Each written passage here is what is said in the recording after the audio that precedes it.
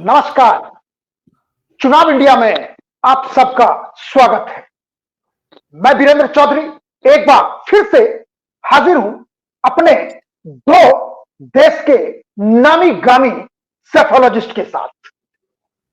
लोकसभा चुनाव की घोषणा 1 महीने बाद होने वाली है और जनवरी महीने में दो ऐसी घटना हुई है भारतीय राजनीति में, निश्चित रूप से वो घटना लोकसभा चुनाव 2024 को प्रभावित करेगी। पहली घटना राम मंदिर प्राण प्रतिष्ठा 22 जनवरी। उसके बाद नीतीश कुमार का फिर से एनडीए में वापसी। हम विश्वास के साथ कह सकते हैं कि चुनावी पैटर्न पर यह दोनों घटना प्रभावित जरूर करेगी और चुनाव इंडिया ने इन दोनों घटना के बाद बिहार में एक सर्वे किया है और यह सर्वे हमें बताने जा रहा है कि बिहार को जीत कौन रहा है, कौन जीत रहा है, 40 में से कितना सीट। और हमारे साथ है जय मुर्ग, देश के जाने माने सेफोलॉजिस्ट, तरिक प्रकाश, देश के जाने माने सेफोलॉजिस्ट।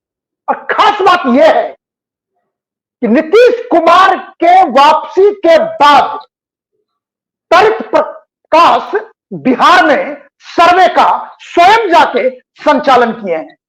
हम जानना चाहेंगे तरिक जी से, तरिक जी आप हमारे दर्शकों को बताइए कि आपके सर्वे का फॉर्मूला क्या है। बहुत नमस्कार वीरेंद्र जी। चुनाव में हम हमेशा जाते रहे हैं वीएमआर के लिए सर्वे करने के लिए, लेकिन जैसा आपने कहा इस बार चुनाव नजदीक हैं और चुनाव नजदीक होने के समय अलग अलग राज्यों में कुछ न कुछ घटनाएं हो रही हैं, राजनीतिक घटनाएं हो रही हैं जो इंटरेस्टिंग है। और खास तौर पर बिहार में अचानक मुख्यमंत्री तो वही रहते हैं लेकिन गठबंधन बदल जाता है।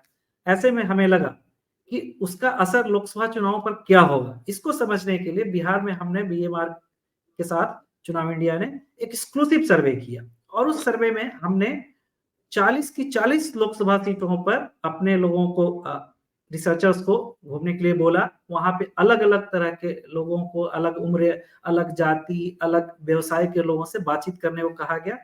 पूरे बिहार से 40 लोकसभा सीटों से 4000 से ज्यादा लोगों से बातचीत की गई। उस कुछ प्रश्न के खास हिस्से आज हम इसमें देखेंगे।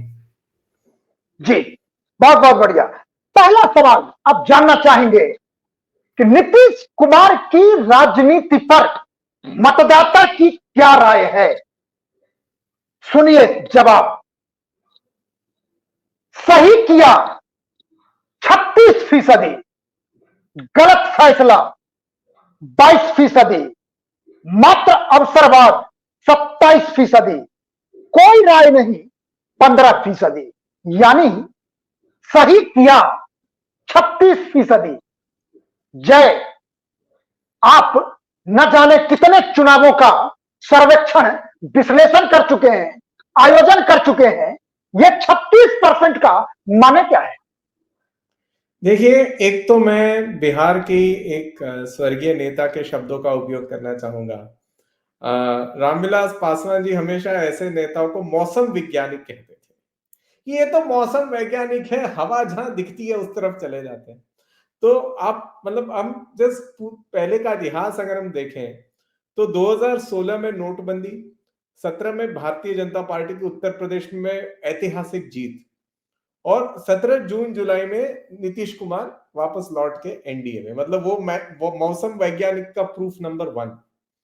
अभी दिसंबर में हुए राज्यों में चुनाव में बीजेपी की भारी जीत और जनवरी में हुई प्राण प्रतिष्ठा को भारी प्रतिसाद लोगों का, और मौसम वैज्ञानिक वापस बिल्कुल हवा जिस तरफ है उधर आ गए हैं। तो वो एक बात है कि वो मौसम वैज्ञानिक जरूर है। दूसरी बात, अगर आप देखें, सही किया 36%, वो सबसे बड़ा है 36%, और दूसरा अवसरवाद, वो भी सेकेंड बिगेस्ट है 27%। मगर आप अगर 36 और 27 को जोड़े तो 63%। मतलब कहीं ना कहीं नीतीश का जो नेचुरल बेस है वो सोशल बेस कहीं ना कहीं अपने आप को बीजेपी के ज्यादा करीब महसूस करता है, वो ग्राउंड पर भी दिख रहा है, और शायद उसी के हिसाब से नीतीश जी ने मौसम वैज्ञानिक के हिसाब से उस तरफ चले भी गए हैं। तो दो चीजें हैं, मौसम वैज्ञानिक और नेचुरल बेस का भी अलाइनमेंट बीजेपी के साथ ज्यादा है। बिल्कुल। वैसे जो मैं बताता हूं, लोग भूल जाते हैं कि बात हमेशा उत्तर प्रदेश की करते हैं, लेकिन पिछली बार उत्तर प्रदेश से भी बड़ा कमरतोड़ राज्य विपक्ष के लिए बिहार था, जहां एनडीए को 53.5% वोट आए थे, और तब भी नीतीश कुमार बीजेपी के साथ थे। तो कहीं ना कहीं वही नेचुरल अलायंस की तरफ बढ़ते हुए दिख रहे हैं। तारिक जी, चूंकि आप पूरे ग्राउंड में घूम के आए हैं और ये बीएमआर का डेटा कहता है नीतीश कुमार पर 15% लोग कहते हैं कि कोई राय नहीं है, और 22% लोग कहते हैं गलत फैसला। 22 और 15 क्या कहता है ग्राउंड में, क्या कहता है? बहुत सही सवाल बीरेंद्र जी। चूंकि हम एकदम नीतीश के शिफ्ट होते ही, गठबंधन के बदलते ही हमने सर्वे किया है, तो कुछ लोग कंफ्यूज थे कि आखिर ये हो क्या रहा है। तो इसमें कई लोगों ने ऐसा कहा कि हम इस पे कोई राय दे नहीं पाएंगे, और खास तौर पे उसमें यंगस्टर थे, या आप ऐसे कहें फर्स्ट टाइम वोटर थे, जिन्होंने कहा कि अभी हमारा पहला वोट है और इस वक्त ये चेंज हुआ है, तो इस पे हमें तय करना पड़ेगा। वोटों के मामले में उन्होंने राय दी, लेकिन नीतीश पर जब हमने सवाल पूछा तो उन्होंने कहा हमारी राय थोड़ी भिन्न है, इस पे हम अभी तय करेंगे। एक इसमें वो भी देखना होगा हमें कि बिहार में इस बार नोटा की भी बात कर रहे हैं, हम आगे सर्वे में बात करेंगे, उसमें भी अच्छा हिस्सा है इस 15% में से, पहला चीज। दूसरा, 22% जो कह रहे हैं गलत फैसला, इसमें खास तौर पर आरजेडी के मतदाता हैं, और उसमें भी जो आरजेडी का अपना जातिगत वोट बैंक है, मुस्लिम और यादव, उन लोगों ने ज्यादातर इनको इस फैसले को गलत ठहराया है। जी, अब दूसरा सवाल है, लेकिन दूसरे सवाल से पहले हम आप सबको यह बताना चाहेंगे कि अब की बार बिहार में एनडीए को कितना सीट मिल रहा है और महागठबंधन कहां तक फिसल रही है, लेकिन वो बाद में। पहले दूसरा सवाल सीधे सीधे मुद्दों पर है। जैसा मैंने कहा कि राम मंदिर का मुद्दा हो, जाति सर्वेक्षण का मुद्दा हो, आखिर ये मुद्दा कहता क्या है? सुनिए, लोकसभा चुनाव में निर्णायक मुद्दा नंबर 1 राम मंदिर निर्माण। 31% लोगों का कहना है कि तय करेगा राम मंदिर। दूसरे नंबर पर है महंगाई, यानी 27%। तीसरे नंबर पर है जाति सर्वेक्षण, 17%। चौथे नंबर पर है महंगाई और अन्य है 12%। जय, आपसे सीधा सवाल, क्या बिहार के रिजल्ट को राम मंदिर तय करने जा रहा है? और जब भी ऐसा होगा तब तो एनडीए स्वीप, क्योंकि पिछली बार 40 में से 39 था। आपको रुझान क्या लग रहा है? बिल्कुल, हम डेटा लगाने वाले ही हैं, और हमारे सॉफ्टवेयर पे भी हम आगे बिल्कुल एक लाइव सेफोलॉजी एक्चुअली होती क्या है, होती कैसे, लाइव हम सेफोलॉजी लोगों को सॉफ्टवेयर पे दिखाएंगे। और राम मंदिर प्राण प्रतिष्ठा से पहले एनडीए जो था, हमारे जो ट्रैकर पोल्स हैं उसके हिसाब से, मैक्सिमम वीएमआर के ट्रैकर पोल के हिसाब से 25 की मैक्सिमम उसकी कैपेसिटी थी, मतलब न्यूनतम 15 तो आरजेडी और गठबंधन पा जाते तब भी। लेकिन वो 25 एक सीलिंग थी, भाजपा और साथी दल शायद 21 से लेकर 25 के बीच के रेंज में अटक जाते। तब राम मंदिर मुख्य मुद्दा नहीं था, शायद जाति आरक्षण मुख्य मुद्दा था। वो भी हम सॉफ्टवेयर पे सिमुलेट करके दिखाएंगे कि क्या अगर जाति आरक्षण मुख्य मुद्दा होता तो क्या होता। अभी आज की जो स्थिति है 22 जनवरी की बात में, उसमें राम मंदिर नंबर 1 मुद्दा है 31%, महंगाई 27%, और जाति सर्वे और सर्वेक्षण जो है 17%। इस हिसाब से भाजपा कहीं ना कहीं जो एनडीए गठबंधन है, वापस 35 सीट, पिछली बार 39 थे, लेकिन उसमें अभी माले जो है पिछली बार नहीं था किसी गठबंधन, अब माले पहुंच गया राजद के साथ गठबंधन में, तो थोड़े वोट वहां माले के पड़ेंगे। तो न्यूनतम 35 से लेके समझो 37 तक, 35 का हम एक बेसिक मिनिमम आंकड़ा लेके चल रहे हैं। वैसे रियलिटी लग रहा है कि भाजपा की स्थिति हो सकती है इन मुद्दों के आधार पर, लेकिन जी मुद्दे काफी लोगों को इन्फ्लुएंस करते हैं और व्यूअर्स हमसे जुड़े रहे। इस डिस्कशन के बाद हम हिंदुस्तान में पहली बार एक लाइव सेफोलॉजी सॉफ्टवेयर पेश करेंगे हम स्क्रीन पर, एक एनालिटिक लाइव सॉफ्टवेयर जिसमें हम लोगों को दिखाएंगे कि स्विंग कैसे बनता है और मुद्दे कैसे हावी होते हैं और मुद्दों से जनादेश कैसे बदलता है। जी तारिक जी, फिर से मैं वही कहूंगा कि आपने पूरे बिहार का भ्रमण किया है और नीतीश कुमार की वापसी कोयरी कुर्मी वोट को और इसी भी वोट को कंसोलिडेट करने के लिए किया गया है, क्योंकि नीतीश कुमार का, चूंकि वो कुर्मी जाति से आते हैं, 2014 के लोकसभा चुनाव में उन्हें सिर्फ 2 सीटें मिली थी। कहा यह गया था कि कुर्मी ने तो वोट दिया, कोयरी ने वोट नहीं दिया। लेकिन अब की बार कोयरी, कुर्मी, ईसीबी, अपर कास्ट सबके सब हैं। लेकिन आपसे मेरा सवाल है कि ये जो आपने जाति सर्वेक्षण 17% कहा है मुख्य मुद्दे में, क्या उसमें यादवों के जो आपके सैंपल थे उसका रिस्पांस क्या था? क्योंकि बिहार में सबसे बड़ा ओबीसी फ्रैक्शन यादव है, जिसकी संख्या 14-15% है। कोयरी कुर्मी दूसरे नंबर पर आता है 10%, लेकिन सवाल कोयरी कुर्मी पर नहीं है, सवाल यादव पर है। बहुत अच्छा प्रश्न है वीरेंद्र जी। मैं इस पे आने ही वाला था। देखिए, पहले तो हम चर्चा कर लेते हैं कि इसमें जो परसेंटेज आया है, जो आपने पूछा कि किस जातियों से खास तौर पे आया है। निसंदेह जो जातीय आरक्षण की बात जिन्होंने की है कि लोकसभा चुनाव में एक मुद्दा हो सकता है, उसमें अच्छी संख्या एमबीसी की, अति पिछड़े जो हैं उनकी है, कुछ हद तक जो यादव हैं उनकी भी है, लेकिन ज्यादा अति पिछड़ों की है। आप इसको ऐसे भी देखें, जब हम जातियों की चर्चा कर रहे हैं बिहार में, अभियन जी आपको याद होगा कि बहुत पहले की बात है, कई दशक पहले की, बिहार में एक त्रिवेणी संघ की बात हुई थी, जिसमें मुख्य रूप से 3 जातियां थी, 3 ही जातियां थी, यादव, कुर्मी और कोयरी, जिसकी आप चर्चा कर रहे हैं। ये तीनों जातियां मिल करके एक अपना सामाजिक ताना बाना एक साथ इकट्ठा करके वर्चस्व की, जब जातियों की राजनीति की बात हो तो इकट्ठा करेंगे। अलग बात है वो एक फ्लॉप हो रहा।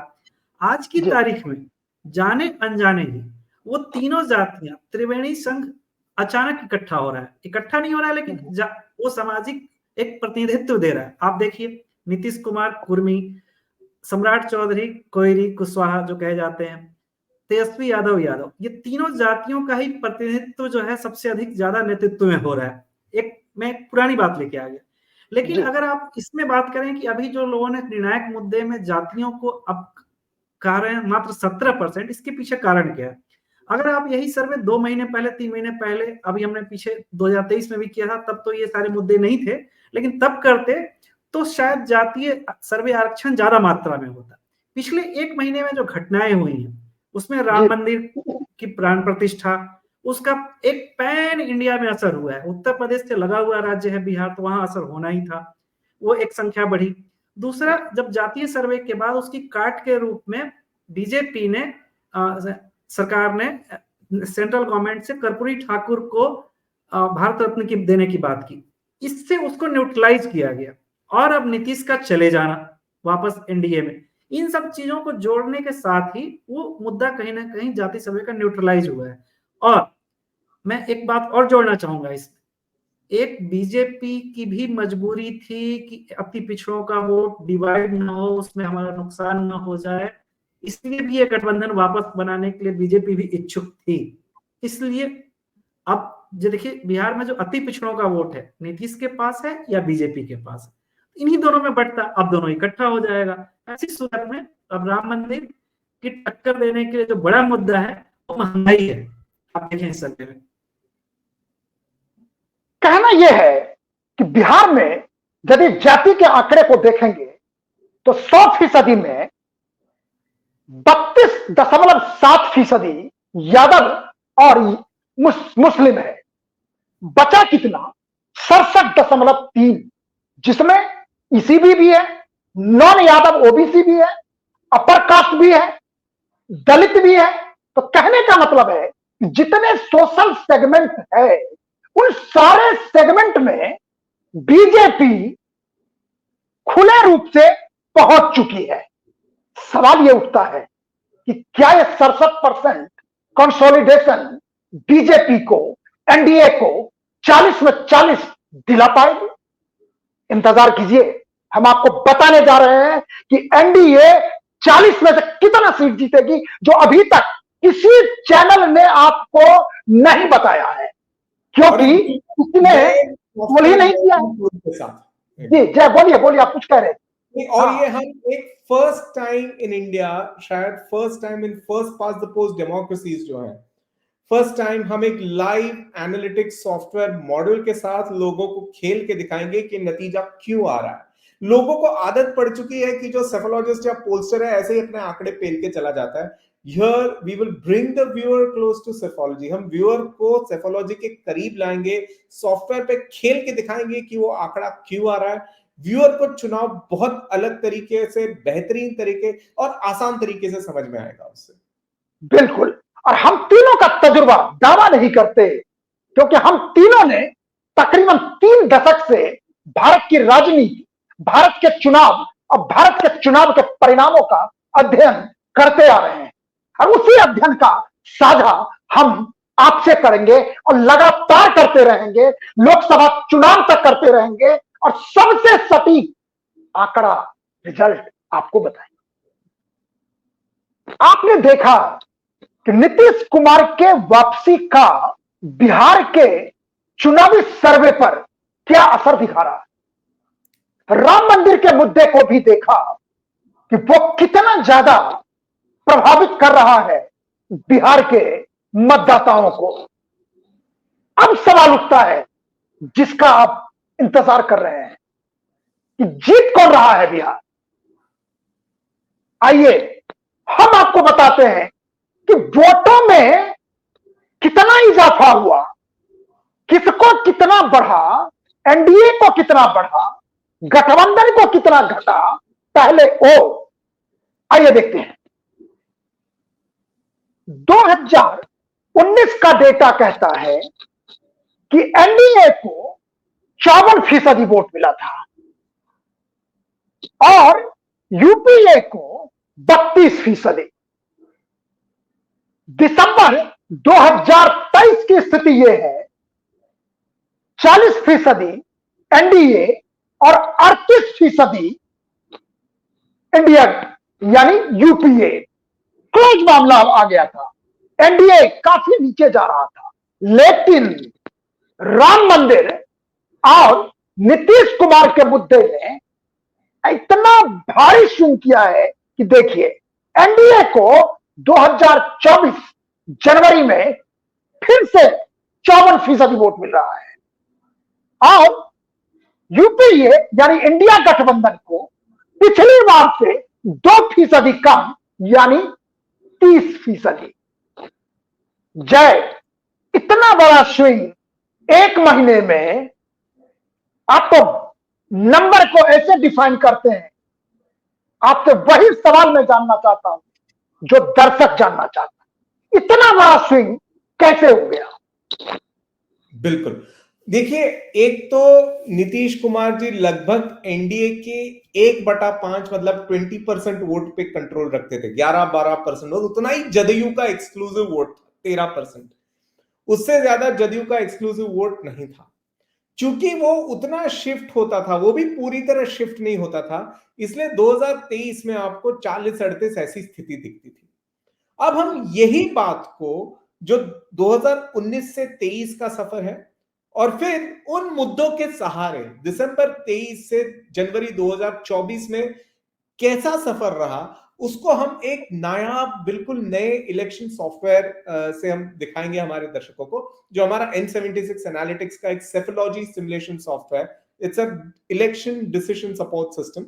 उसके हिसाब से हमारे व्यूअर्स को दिखाएंगे और एकदम क्लियर हो जाएगा व्यूअर्स के लिए कि ये शिफ्ट क्यों होती है, कैसे होती है और उसका एक्चुअली सीट बाय सीट असर क्या होता है, वो बिल्कुल क्लियर हो जाएगा। हम अभी हमारे व्यूअर्स के लिए शेयर कर रहे हैं। जी तो अब जो हम स्क्रीन शेयर करने जा रहे हैं उस पर हम हमारा एक पर्सपेक्टिव बॉक्स खोलते हैं, we call it the perspective box. उस जी बॉक्स में आकर हम बिहार राज्य को चुनते हैं। हम चुनते हैं कि हम एक इलेक्ट्रो व्हील देखना चाहते हैं। Electro wheel as a concept, उसका मतलब है कि चुनाव का चक्र कैसे चलता है। It's the perfect translation of चुनाव का चक्र, इलेक्ट्रो व्हील। और जी उसमें हम कहते हैं 19 के बाद हम एनडीए की स्थिति बनाना चाहते हैं। ये एआई बेस्ड सॉफ्टवेयर है जिस पर आप एक्चुअली किसी भी पार्टी की नई स्थिति का आकलन केवल एक स्विंग देकर कर सकते हैं। तो हम परफेक्ट। लाते हैं एनडीए की स्थिति जानने के लिए एक सॉफ्टवेयर का इंटरवेंशन। अब देखिए यहां पे जो लेफ्ट हैंड साइड है वो बता रहा है एनडीए की स्थिति 2019 में क्या थी। 39 इंडिया गठबंधन जो सिर्फ किशनगंज जीती, कांग्रेस 1। ये पूरा नक्शा देखिए नीचे, पूरा बिहार सैफरन। जहानाबाद जो है वो सबसे क्लोज सीट थी, ऑलमोस्ट क्लोज कॉल था, कुछ चंद वोटों का फर्क है वहां पे एनडीए और यूपीए में। किशनगंज एकमात्र क्लियर कट सीट उनकी। पूरा बिहार सैफरन 54%, 53.5% वोट। अब हम हमारा सॉफ्टवेयर सिमुलेशन लगाते हैं कि 1/5 मतलब 20% वोटर अगर एनडीए का निकलता तो हम इसको जरा हिलाएंगे, 20 पे लाएंगे, और हम जो है वो सारा का सारा 20 हम इंडिया को दे देंगे। मतलब कि जदयू जो है, नीतीश कुमार वाली जदयू, ये गई इंडिया में। तो इसका हम सिमुलेशन दौड़ाते हैं, ये बिल्कुल लाइव है, हमारे व्यूअर्स देख सकते हैं कि इतने सालों तो उन्होंने टीवी पे सिर्फ स्विंग स्विंग सुना, लेकिन ये स्विंग करता क्या है। तो स्विंग ये करता है, वो वोट यहां से वहां शिफ्ट करने के बाद स्विंग आपको नई सीटें देता है, जो लाइव अभी सिमुलेशन में आई है। देखिए बिल्कुल जो हमारे दिसंबर 2023 का पोल है, ये पोल है, उसका अनुमान है।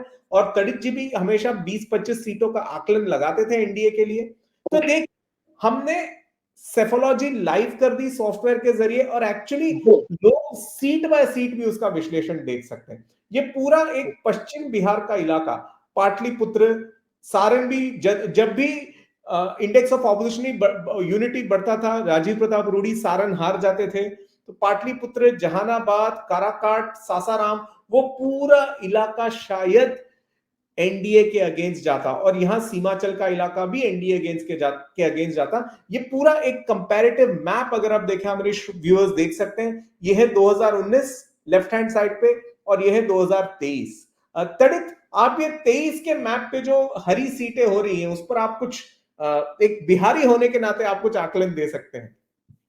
देखिए जय, सर्वे बहुत करने अच्छा। के लिए भी आप जाते हैं ग्राउंड में, तो आपने तो सीधे सीधे देखा होगा ये भारी स्विंग हो क्यों रहा है, बताइए। ये दिसंबर बहुत अच्छा। 2023 की बात है। हाँ जी जी।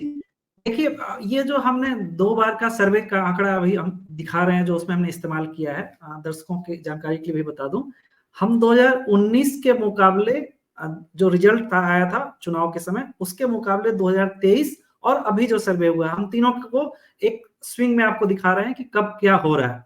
अभी जो जय ने सामने प्लेट रखी हुई है सॉफ्टवेयर के थ्रू, उसमें हमें 2023 के सर्वे का आंकड़ा दिख रहा है, जिसमें हमें हरे रंग की जो सीटें दिख रहे हैं दाएं साइड में, वो जेडीयू और आरजेडी की हैं, और जो गेरुआ भगवे कलर में दिख रही हैं वो बीजेपी की सीटें हैं। यानी एनडीए और इंडिया गठबंधन की अलग अलग सीटें हैं, लेकिन पिछले साल तक जब तक नीतीश छोड़कर नहीं आए थे आरजेडी गठबंधन को, तब तक आरजेडी नीतीश गठबंधन जो है इतनी सीटें जीत रहा था लगभग। और अभी क्या है, हम इसके बाद दिखाएंगे, जब हम सीटों का अभी जो हम वो शेयर कर दिखा रहे हैं उसके साथ साथ, इसमें देखिए जो खास तौर पे सीमांचल और जो नीचे में आपको मध्य बिहार नीचे की जो सीटें हैं, ये वो सीटें हैं जहां आरजेडी का भी ठीक ठाक प्रभुत्व है, प्लस नीतीश का प्रभुत्व है। नीतीश का जो एमबीसी वोट है, वो जब आरजेडी वोटों के साथ जुड़ता है तो वो वहां ये विनेबिलिटी दिखाई दे रही थी, जो हरे रंग की सीटें हैं। अब नीतीश शिफ्ट हो गए हैं वापस एनडीए में, ये सीटें रहती हैं या बदलती हैं, इसको अब अभी हम देखेंगे नेक्स्ट स्लाइड में। लेकिन मैं इसी सॉफ्टवेयर सिमुलेशन पे जो हमारा दिसंबर 2023 का पोल भी है, एक और बात हम बिल्कुल साफ नजर आती है कि नीतीश कुमार ने शायद गठबंधन क्यों छोड़ा। देखिए इस स्थिति में अगर जदयू और आरजेडी और माले और कांग्रेस ये सीटें अपने आप में बांटते हैं, तो आप इसमें माले और कांग्रेस की 2 या 3 निकाल दें, बचती है 12 या 13। उसमें से भी अगर जदयू और राजद को आधा आधा माने तो 6 या 7 ही आती थी जदयू की। मेरा पॉइंट ये है बीरेन जी और तड़ित जी, शायद वो सच्चाई का आकलन कि यार हम साथ में रहकर भी नीतीश कुमार हम 6 या 7 ही लेंगे, जब पिछली बार मेरी 16 थी सीटें, शायद वो एक मुद्दा होना चाहिए, ड्राइविंग फोर्स होना चाहिए उनके लिए कि उन्होंने वो गठबंधन तोड़ा, है ना। मैं उसमें एक और कहानी जोड़ता हूँ। ये गठबंधन आसानी से नहीं टूटा है, इसमें कई सारी चीजें पक रही थी पीछे पीछे कहानी। ऐसा कहा जा रहा था कि नीतीश के जो कुछ सांसद थे या फिर जो उनके इलाके थे, उससे आरजेडी उनको तोड़ने की कोशिश कर रही थी। ये मैप में हम साफ तौर पे कहानी देख रही है। जो सेकंड स्लाइड है उसमें आप देखें, जो उत्तरी बिहार का इलाका है उसमें आरजेडी जेडीयू की सीटें नहीं आ रही, जबकि उनका गठबंधन था। वहां बीजेपी फिर भी जीत रही है। यानी बीजेपी, आरजेडी और जेडीयू का वोट जुड़ने के बावजूद भी वहां बीजेपी अच्छा कर रही थी। ये बात आरजेडी को भी अच्छी तरह समझ में आ रही थी, इसलिए उन्होंने नीतीश के लोगों को तोड़ने की कोशिश करी कि जो भी हो हमारी लोकसभा में भी सीटें मजबूत हो। जबकि आप जानते हैं कि जो उत्तरी बिहार का इलाका है वो आरजेडी का अच्छा इलाका है, बिल्कुल, बावजूद इसके देखिए लोकसभा में वो सीटें नहीं दे पा रहा। बिल्कुल। देखिए, कहने का मतलब यह है कि जो जय आपको सॉफ्टवेयर दिखा रहे हैं अपने आप में एक अनोखा सॉफ्टवेयर है, और यह हम आपको लगातार दिखाएंगे और सटीक दिखाएंगे इस मामले में कि कौन कॉन्स्टिट्यूएंसी में कौन जीत रहा है और कौन हार रहा है, कौन फैक्टर काम कर रहा है, कौन फैक्टर काम नहीं कर रहा है। सारी चीजों का आपको हम खुलासा करेंगे जय के इस सॉफ्टवेयर से। और इन्होंने ये सॉफ्टवेयर खुद ही इजाद किया है जिसका नाम है M76। अब देखिए है क्या, दिसंबर 2023 का बीएमआर का पोल फीसदी कहता है 40-38 क्लोज मामला था। जैसा इन लोगों ने कहा, यदि ओबीसी और इसी भी वोट को जोड़ दें, नीतीश कुमार और आरजेडी साथ हैं तो 63% वोट एक तरफ हो जाता। लेकिन फायदा नीतीश को नहीं होता, नुकसान होता, फायदा लालू की पार्टी को होता, आरजेडी को होता। बहरहाल हम आपको वो चीज बताने जा रहे हैं अब जिसका आप हमारे कार्यक्रम के शुरू से ही इंतजार कर। जीता कौन बिहार? बिल्कुल बीरेन जी, आपने बताया कि हम मुद्दों के साथ इलेक्शन पे क्या फर्क पड़ रहा है, मुद्दों के साथ सीटें कैसे बदल रही है, वो हमारे पोल की खासियत है। इस पोल और सॉफ्टवेयर का जो यूनिक प्रोडक्ट है हमारा बीएमआर का पोल, M76 का सॉफ्टवेयर, उसका हम बिल्कुल फर्स्ट एक नॉवल व्यू हम व्यूअर्स को देने वाले हैं। अभी सामने हमारा जो एक सवाल था कि कौन सा मुद्दा महत्वपूर्ण हावी रहेगा, बिगेस्ट इन्फ्लुएंसिंग क्वेश्चन, उसमें इन्फ्लेशन 27 आया, राम मंदिर 31, कास्ट रिजर्वेशन 17, अनएम्प्लॉयमेंट 14, दूसरे मुद्दे 12%। अगर हम उसके हिसाब से जाते हैं तो देखिए बिल्कुल ये जनवरी के बाद की स्थिति है। भाजपा वापस, ये हमारा दिसंबर 2023 है जो हमारे सॉफ्टवेयर ने रिटेन किया है, और ये हम आगे जा रहे हैं जनवरी 2024 में। तो ये देखिए ये 23 की स्थिति जहां जदयू साथ में नहीं है।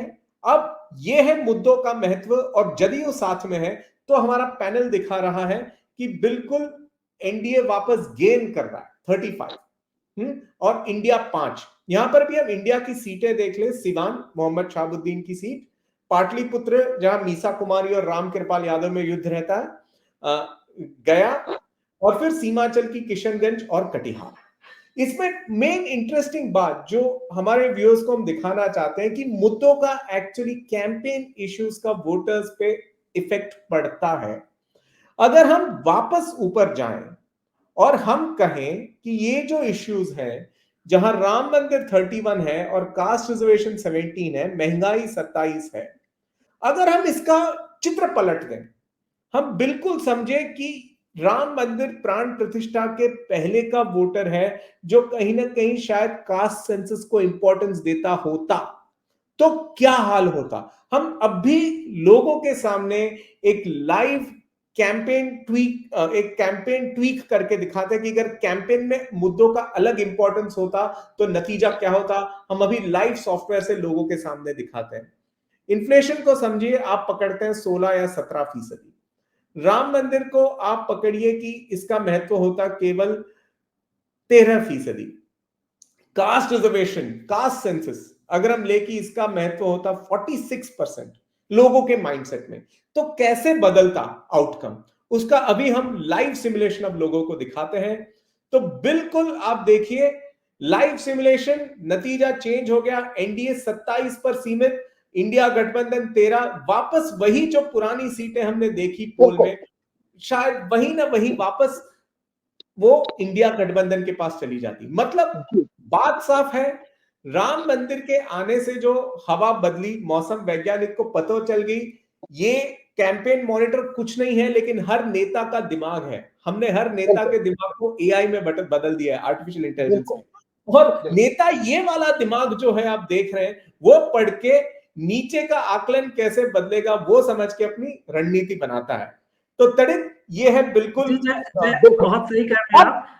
हमें लगता है कि हम सर्वे कर रहे हैं तो हमें ज्यादा पता है, वोटर को या एनालिस्टों को लगता है कि उनको ज्यादा पता है, लेकिन हमेशा ध्यान रखना चाहिए जो नेता चुनाव लड़ रहा है उसको सबसे ज्यादा पता है, उस पार्टी को अच्छी जानकारी है, और कैसे गठबंधन में जाना है वो सब कुछ कहीं ना कहीं लोगों के मुद्दों पर राय जो होती है इसी हिसाब से चीजें तय होती है। जी वीरेंद्र जी। देखिए, हमारे नंबर का इंतजार अब नेता भी कर रहे हैं, तो हमें नेता को पहले अपने नंबर बताना चाहिए और जरूरी है। और आपको बता रहे हैं नंबर। बिहार में एनडीए को कितना सीट मिल रहा है, नंबर से शेयर करना, यूपीए को कितना सीट मिल रहा है बताने से पहले 2019 में एनडीए को मिला था 39 सीट और यूपीए को मिला था सिर्फ 1 सीट, किशनगंज मुस्लिम बहुल इलाका कांग्रेस के फेवर में।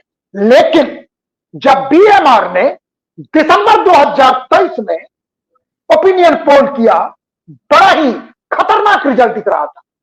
एनडीए के पक्ष में जा रहा था सिर्फ 25 सीट और यूपीए यानी महागठबंधन के पक्ष में जा रहा था 15 सीट, यानी 14 सीटों का नुकसान हो रहा था एनडीए को और 14 सीटों का इजाफा हो रहा था महागठबंधन को। लेकिन राम मंदिर और नीतीश कुमार ने सब कुछ पलट दिया।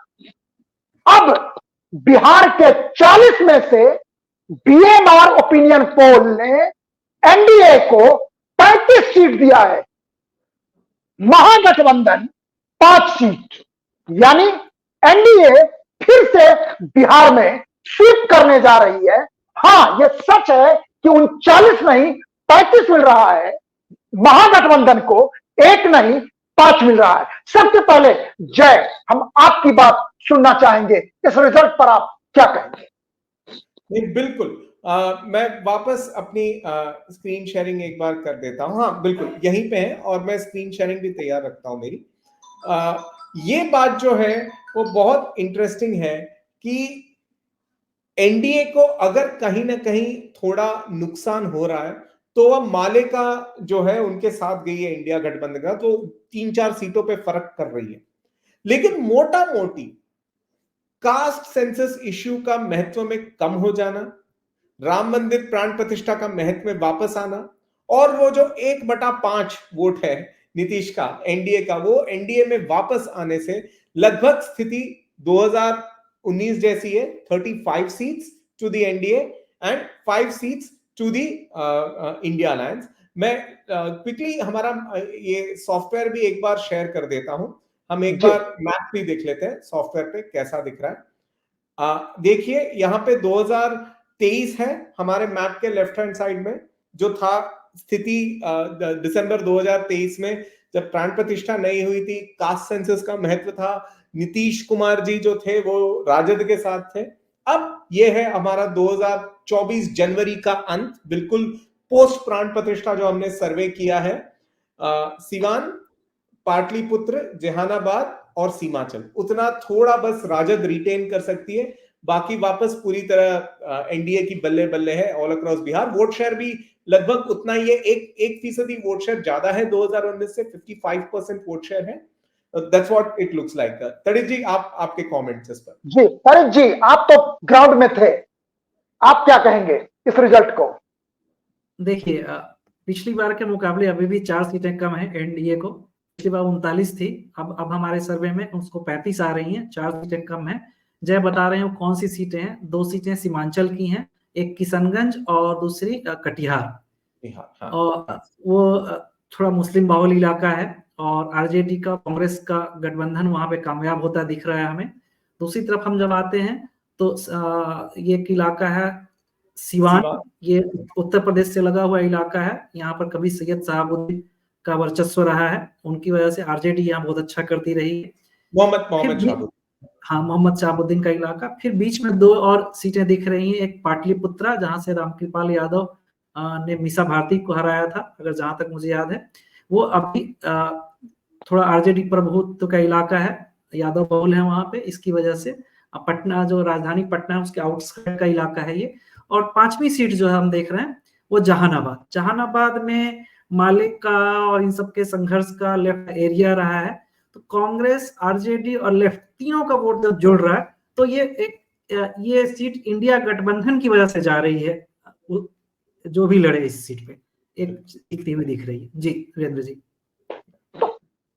कुल मिला के जय और तड़ित, आप दोनों से हम जानना चाहेंगे कि हमारे ओपिनियन पोल के हिसाब से एनडीए को 35 सीट और महागठबंधन को 5, यदि इसको ब्रॉडर स्पेक्ट्रम में देखें तो ये मैसेज क्या देता है एनडीए के लिए और महागठबंधन कहिए या इंडिया अलायंस के लिए? नहीं, बिल्कुल, देखो एनडीए के लिए मैसेज साफ है बहुत कि आप एड़ी चोटी का बल लगा लो, लेकिन नीतीश कुमार का जो एक विशेष वर्ग है उसके साथ, जो उसका वोटर प्रेमी है, उसका सपोर्टिंग वोटर है, उसके बिना आप 25 का आंकड़ा पार नहीं कर सकते। वही बीजेपी की एकमात्र जो वो अपना मिशन बना चुके हैं कि 400 पार, वो 400 पार अकेले तो होने वाला नहीं है, एनडीए के साथ ही होगा। और वही उनके दिमाग में होगा कि यार 25 के अगर ये आंकड़ा पार जाना है, इतना भगवा होना है यहाँ पे, तो नीतीश के सिवाय चॉइस नहीं है। नीतीश का आकलन दूसरी तरफ कि अगर हम राजद के साथ गए और ये इंडिया के 15 में से हमारी 6 या 7 आई, तो पिछले टाइम के 16 से तो खराब ही है।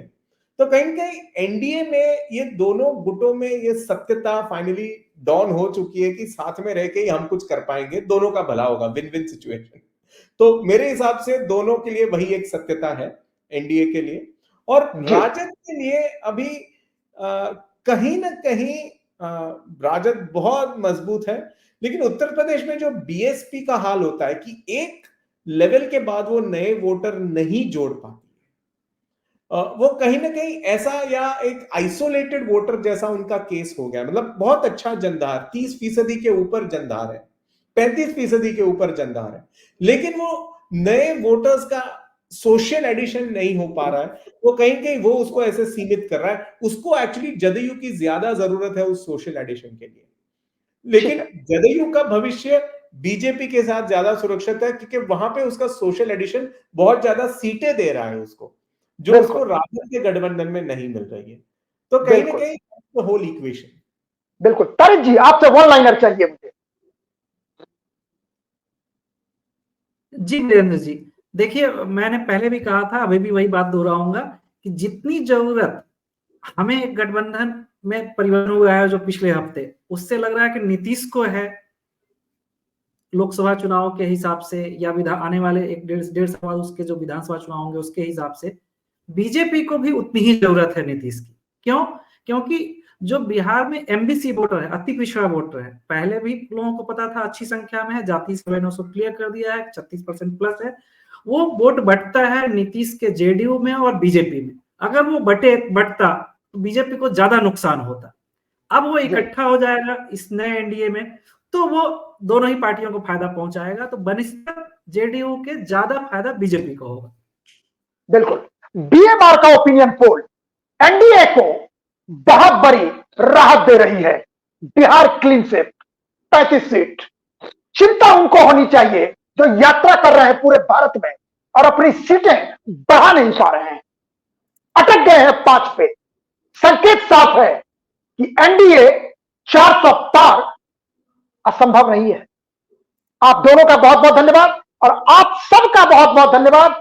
और हमारे इलेक्शन कार्यक्रम चुनाव इंडिया हर शुक्रवार आपके लिए, आपके साथ हम बताते रहेंगे कौन जीतता है लोकसभा चुनाव 2024।